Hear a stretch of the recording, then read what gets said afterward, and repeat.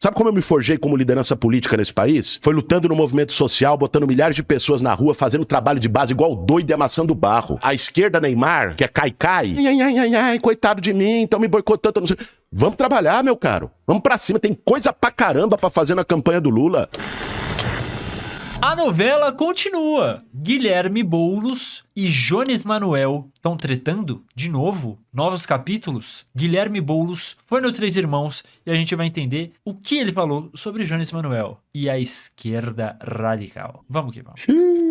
Fala, porra, mas a China conseguiu estatizar tudo. Pois é, a China fez uma revolução em 1949. O Mao Tse Tung fez a longa marcha, né? Fez uma revolução, conseguiu estatizar o conjunto da economia, e a China tem essa situação. Eu sou um defensor de controle estatal dos setores estratégicos, né? Agora, entre eu defender uma coisa e um governo de coalizão ter força e condições para fazer, existe um abismo no meio do caminho. Eu acho que é papel, sim, da esquerda, dos setores organizados da sociedade, levantar e defender essas bandeiras. Eu defendo. Agora não adianta a gente só ficar se lamentando no microfone, porque tinha que ser assim, porque tinha que ser assim, porque tinha que ser assim, né? A vida é dura. Eu sei, mas a nossa parte, amigo Cabeleira, é vir no microfone falar de brigar lá, eu sei. Quem tem que brigar lá, eu sei, mano. Eu e o Cabeleira a gente fala aqui. Você entendeu? A nossa parte não é vir aqui falar e cobrar. Deixa eu falar pra você. O que você acha que nós estamos fazendo, cara? É esse enfrentamento. Com eficiência. Agora, aí cabe à sociedade julgar. Ninguém é o melhor juiz de si próprio. Eu queria falar aqui rapidamente que, cara, eu tenho gostado muito do podcast Três Irmãos. E o que eu tenho gostado bastante é da postura que eles estão assumindo com relação aos políticos. Então, assim, seja o político de esquerda, seja o político de direita, eu tenho visto como uma referência de como a gente tem que se comportar quando a gente tá entrevistando políticos, tá ligado? Que é, mano, de cobrança, tá ligado? É a postura de cobrança. Os políticos, independente do lado político, eles têm que sentir a obrigação de que eles estão ali prestando um serviço à sociedade, não deixa de ser um serviço. Não, quando eles estão conversando, é uma prestação de contas, assim. Entendi. O que tem acontecido, que eu acho que é um perigo com as redes sociais, é que os políticos estão se sentindo cada vez mais superstar, tá ligado? Sim, sem dúvida. E eles não podem, a gente não pode deixar que eles se sintam assim. Então, assim, o nosso papel enquanto comunicadores, enquanto entrevistadores e de todos esses podcasts, tem que ser uma postura de cobrança. Não dá pra ter corpo mole, não dá pra passar pano. Tipo, tem que cobrar, tá ligado? Assim, você tá num cargo público, você tá recebendo muito bem pra isso. Então, assim, não é a gente faz o que dá. Você tem que fazer um trabalho exemplar, tá ligado? Independente do seu lado político. Obviamente, cada um vai cobrar de uma maneira sobre um aspecto, sobre uma visão. Só que, tipo, é fundamental ter essa postura e eu acho muito, muito legal e tem que ser um exemplo pra outros podcasts, como os Três Irmãos vêm entrevistando os políticos. Boa, isso mesmo, Rê. Isso mesmo. Agora, vou te dizer uma coisa. Cara, um governo de coalizão como é o do Lula, e não por escolha do Lula, porque a esquerda tem 130 deputados no Congresso Nacional, de 513... Mais o Centrão, né? Com o Centrão, aí você consegue maioria. Só que pra você trazer o Centrão pra dar maioria pra você aprovar um projeto, você precisa trazer o Centrão pro seu governo, certo? Pra isso tem os que é o que acontece. Exato. Diretorias isso se chama governo de coalizão. Quando você tem um governo de coalizão, você tem uma ala esquerda desse governo. Opa, desculpa. Pode chegar mais pra frente. Assim? Boa. Não, que tava meio com isso. Você tem uma ala esquerda desse governo, né? Eu, enfim, como outros membros com posições firmes, claras de esquerda, né? Fazemos parte dessa posição. E você tem alas deste governo de coalizão que tem outras posições e outras visões. E o presidente da República, que foi eleito para isso, ele recebe as posições e ele arbitra. Desculpa, eu vou pausando um pouco para rebater aquilo que eu acho importante de rebater sobre o que o Boulos está trazendo. Tipo, ele falou que eles colocou como uma ala mais à esquerda dentro do governo atual, né? E eu acho que isso é um problema, porque assim, o Boulos, ele vem nos últimos anos tendo um discurso cada vez menos radical. Então assim, se uma pessoa que está tendo um discurso cada vez menos radical é a ala mais à esquerda dentro do governo, quer dizer que esse governo está cada vez mais ao centro e mais à direita, tá ligado? Sim. Não esqueça de deixar o seu like, se inscrever no canal se você é novo por aqui. Arbitra a partir de uma leitura de um cara que está no terceiro mandato, que tem uma experiência e uma trajetória política de enfrentamento extraordinária, né, sobre aquilo que ele tem condições de fazer e de avançar. Eu acho muito engraçado algumas pessoas do nosso campo, na esquerda, ficarem só como comentaristas críticos e não olharem, né, o que o Lula conseguiu avançar nesse terceiro mandato. Eu não tô dizendo que é suficiente, não. Tem muita coisa pra fazer. Mas tem muita coisa que nós não tivemos força pra fazer. Agora, só se me permite, Rodrigão. Fala lá. Há quanto tempo o Brasil não pautava, a partir do governo, lógico, veio da sociedade e o governo encampou, redução da jornada de trabalho? A última vez que o Brasil reduziu a jornada de trabalho faz 38 anos. Constituição de 1988. Rapidão. Mas assim, eu não consigo entender isso como um movimento do governo. Ele tá falando isso como se o governo tivesse criado a estrutura para que as bases sociais para que popularmente isso acontecesse. Mano, isso veio da população. Óbvio. E eles demoraram a Érica... muito pra caralho, mano. Pra caralho. Pra bater no peito e vou falar um negócio, luta. tá? E vou falar um negócio. Assim, isso surgiu... Isso foi colocado no alto-falante, assim, a partir do vídeo do Rick Azevedo, a Erika Hilton abraçou e levou isso para a Câmara. E aí passou a pautar isso. E óbvio, principalmente por ser uma pauta extremamente popular. Tem muita gente de esquerda que trabalha na 6x1 e tem muita gente de direita que trabalha na 6x1. Tem muita gente que não se entende como de direita nem de esquerda, mas que vota no Renan, que vota no Flávio, e trabalha na 6x1, e que vai apoiar o fim da 6x1, é óbvio. Não é à toa que, assim, todo mundo que deu qualquer tipo de declaração contrária a 6x1 tá voltando atrás. Sim, o Caiado fez isso, agora a gente viu o Caiado voltando atrás, tá ligado? Mas assim, isso surgiu da população, foi alimentado por comunicador, pela Erika Hilton e outros políticos que, beleza, são da base do governo, mas surgiu da rua, tá ligado? Não foi uma coisa que o governo pautou, que o governo comunicou, que o governo convocou as pessoas e despertou isso nas pessoas. Mano, não foi. Inclusive, eu não sei, se a gente não tivesse ano eleitoral, se não tivesse na reta para as eleições desde o ano passado, se isso teria sido encampado pelo governo também. Porque isso pode acabar gerando mal-estar com o Centrão, isso pode acabar gerando mal-estar com a oposição, isso pode gerar mal-estar entre o Lula e o Alcolumbre, entre... Tá ligado? Isso gera com o mercado, gera um mal-estar com todo mundo. Só não gera mal-estar com a população, com a base popular, com o eleitor, com o povo no geral. Porque a imensa maioria das pessoas apoia o fim da 6x1. 75% das pessoas apoiam o fim da 6x1. Então você cria uma base popular que é suficiente para você bater de frente com o mercado, bater de frente com o Congresso, com quem quer que seja, para todo mundo repensar as estratégias sem ser a população. Agora, assim, se não fosse ano eleitoral, se não fosse reta final para eleição, não sei se o governo ia ter a disposição de comprar essa luta, tá ligado? Não sei, mano. De fazer meme, de fazer post no Instagram, não sei. Sinceramente, eu não sei, mano. E aquilo, eu acho que a maior crítica que a gente faz também ao governo Lula é essa burocratização das lutas, tá ligado? Tipo, tudo o Congresso, não sei o quê, não, a gente não tem força no Congresso pra isso, ou tudo depende do Congresso e se abre mão da luta popular, se abre mão da mobilização popular, se abre mão de manifestações, tá ligado? Quando foi a última grande manifestação que o PT puxou? Puxada pelo PT, não sabe, pela coligação, pela centro-esquerda, eu acho que foi a da blindagem, que fez o Senado recuar, que os caras recuaram. Sim. Ela tinha passado na Câmara, quando chegou no Senado, recuou. Mas o setembro do ano passado, tem um ano. Enquanto personagem político, o Lula puxando uma manifestação. Faço ideia. O cara é presidente, mano. Tipo, não é mais uma vontade. Não é uma vontade. O cara cresceu na política como um grande mobilizador popular. E ele deixou de ser essa pessoa.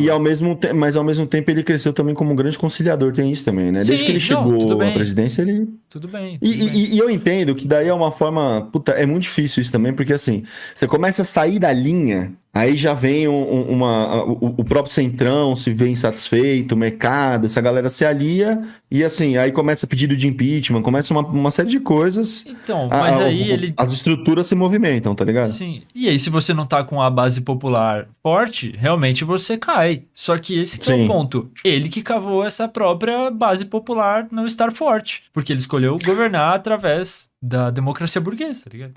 Porque seria até, sei lá, mano, mas assim, até essa formação política que a gente tanto critica que não houve durante os governos Lula, teve uma formação no sentido da sociedade consumir mais, e o que foi importante e transformador para muitas pessoas, ingressão em faculdade e tudo mais, isso a gente nem discute porque isso é fato, tá dado e é positivo e tá tudo certo.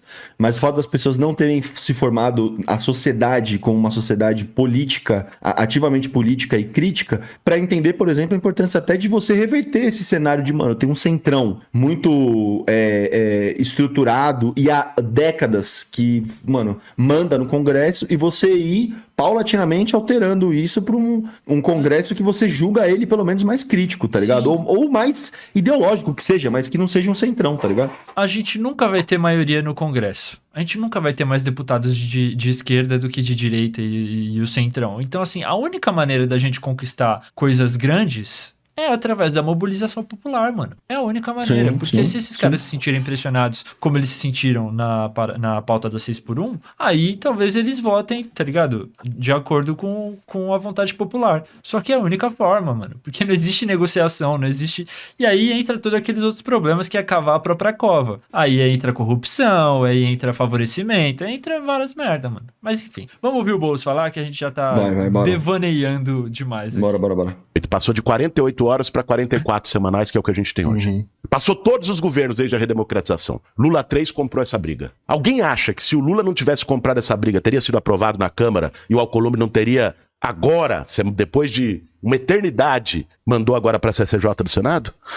Desde a Constituição de 88, ninguém, nem os governos anteriores do Lula e da Dilma, pautaram taxação de super ricos, de um sistema tributário injusto que a gente tem. Pouquíssimo. Um sistema tributário às avessas, porque quem tem menos paga mais, quem tem mais paga menos. Pela primeira vez no Lula 3, mesmo com um congresso como esse que nós temos... Desculpa, dá um pause aí, rapidão. Uma coisa que ele tá falando, mano.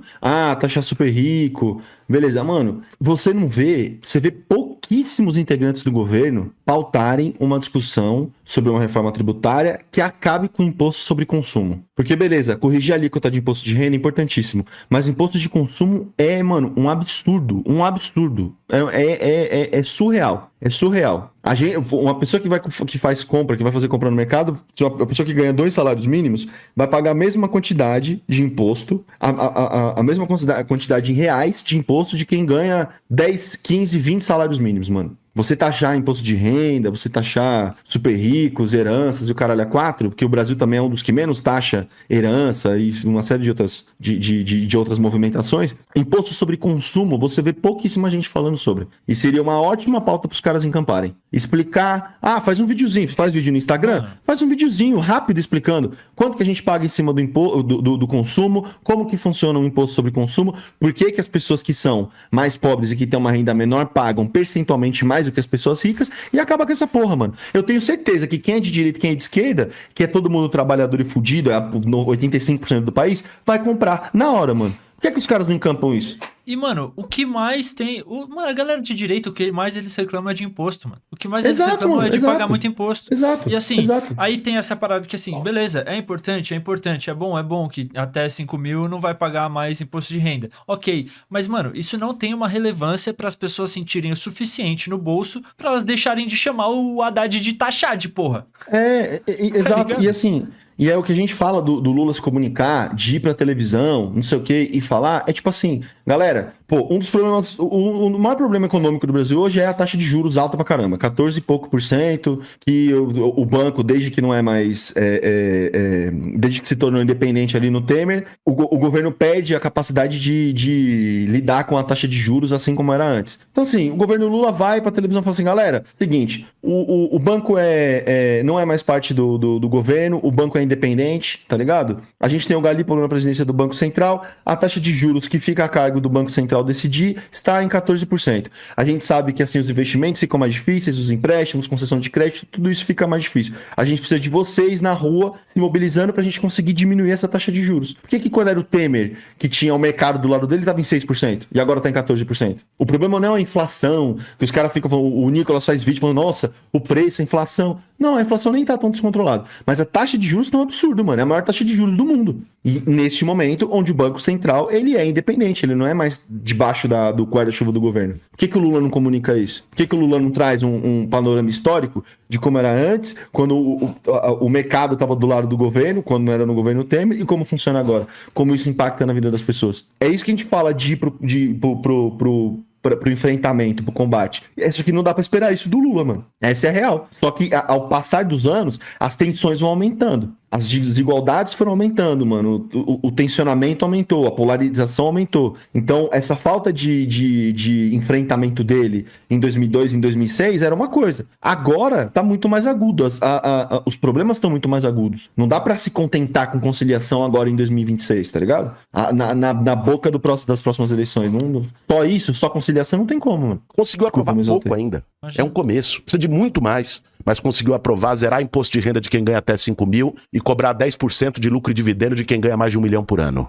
Nós estamos vivendo numa situação em que os governos da América Latina, de maneira vexatória, se olha o Milei, se eu fosse argentino eu teria vergonha, lambendo bota do Trump, se comportando como cachorrinho, colonizado, não se dá o respeito. Os governos da América Latina, na sua maior parte, isso. Nós temos um estadista que bateu de frente e está pagando o preço por ter batido de frente para defender o Brasil, as nossas riquezas e as nossas soberanias. Eu não estou dizendo que o Lula não pode ser criticado e não deva, né? É normal, cara. O papel da esquerda não tem que ser passar pano para ninguém. Nós temos que fazer cobrança e cobrar sempre mais. E é cobrando sempre mais que a gente consegue avançar mais. Eu venho do movimento social. Para mim está nítido, não tem nenhum problema. Mas a gente precisa saber colocar na balança, Rodrigão. Não, mas a gente sabe. E ver o governo que nós estamos. Porque e ver assim, o mundo que nós estamos. É um projeto político ou é um projeto de Brasil? Eu entendo que você fala assim, tem uma parte da esquerda que fica só no microfone falando. Mas esses caras estão loucos pra colocar a mão na massa também. Então vem, porra. Mas a hora que eles vão pôr a mão na massa, vocês não deixam. Que não deixa. Vocês impedem os caras de pôr a mão na massa. Ó, qualquer um são vários absurdos. O recente, até mais uma vez, eu tenho que falar do cara, né? Mas o Jones esteve aqui recente aqui e falou, mano, que lá em Pernambuco, lá o Túlio Gadelha tentou articular junto com você pra impedir a candidatura do cara, sabe? Então, assim, deixa o cara pôr a mão na massa, né? Você pega aí debate eleitoral, o Lula falou, eu não vou participar do debate, mas olha quantos partidos de esquerda que tem aí que quer participar de debate. É cara da UP que quer participar do debate. E você acha que é o Lula que impede? Não, mas por que não ajuda? Por que não ajuda? É tudo esquerda, não é? É tudo um projeto de Brasil, não é? Se for um projeto de Brasil, a esquerda tem que se unir, porque é todo mundo contra o Trump. Agora a gente tá perdendo, se perder do Trump aí, já era, porque a gente tá fraco, né? E aí? E aí? O que vai acontecer, entendeu? Então eu acho assim... Primeiro eu acho que tem que ter noção de proporção. País, a gente tem que ter noção de proporção, né, Rodrigão? A gente tem que ter noção de proporção, né? O que você tá falando aqui, porque não sei o quê, porque você citou as 10 siglas da pessoa não sei o quê. O que representa na sociedade brasileira? Vamos ser franco aqui.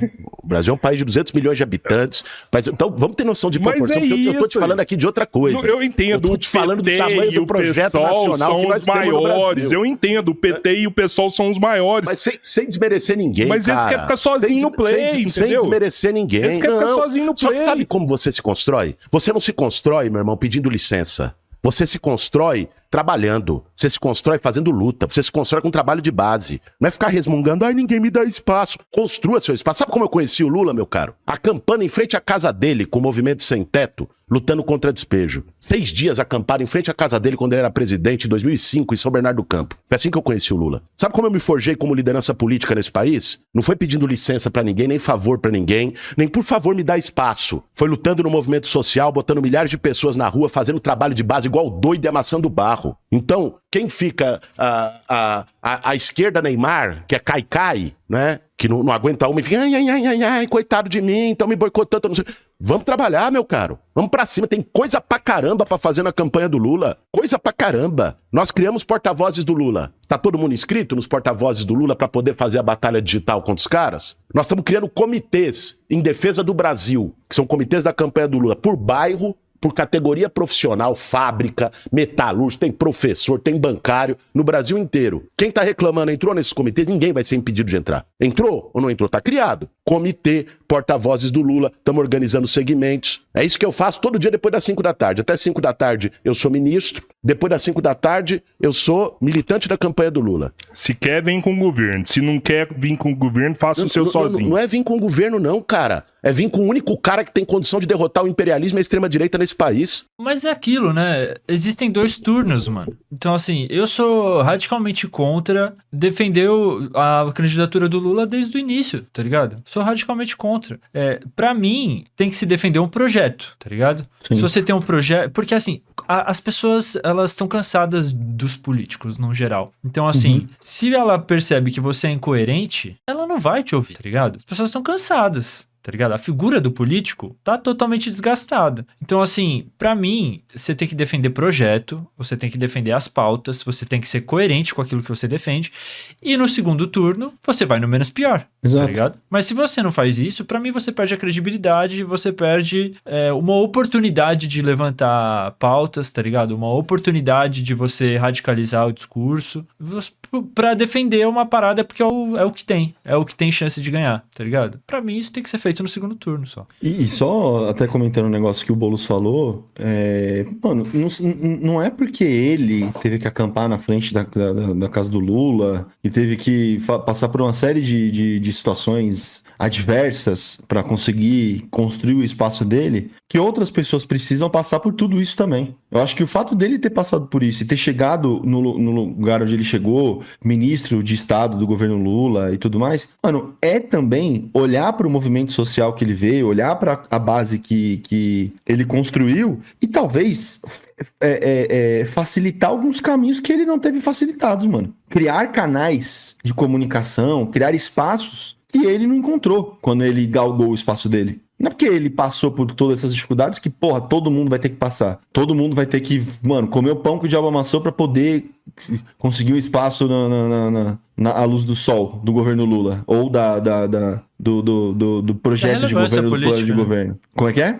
Da relevância política. Tipo, mano, exato. Não sei nem se eu entendo o que ele quis dizer nesse sentido. E sim, mano, é difícil e tem que lutar contra isso. Mas eu não vejo as pessoas pedindo espaço, pedindo ajuda. É isso. E a galera, e quem disse que a galera não tá lutando? Quem disse que, tipo, a UP não tá organizada há um tempo? Tá quem disse que o PCB não tá organizado há um tempo? Tá ligado? Os caras estão organizados há muito tempo, mano. Há muito tempo. E eu imagino também, a passo que a gente às vezes critica e fala, porra, a galera não se une, a galera fica lançando um monte de candidatura. Porra, eu acho que seria interessante, por parte do governo Lula, chamar essas pessoas pra conversar também, chamar essas lideranças pra um debate, pra uma coalizão também. Tipo assim, mano, vocês querem de que formas a gente consegue trabalhar junto? A gente tá no mesmo espectro. Vocês estão mais pra um lado, nós estamos um pouco mais pro centro, mas a gente defende talvez as mesmas coisas, de certa forma. Vamos trabalhar junto, mano. Tem um monte de movimento de base. O PCB tem uma capilaridade grande, mano. A UP tem crescido a cada ano que passa, a UP cresce, mano. A UP tá jogando gente pra disputar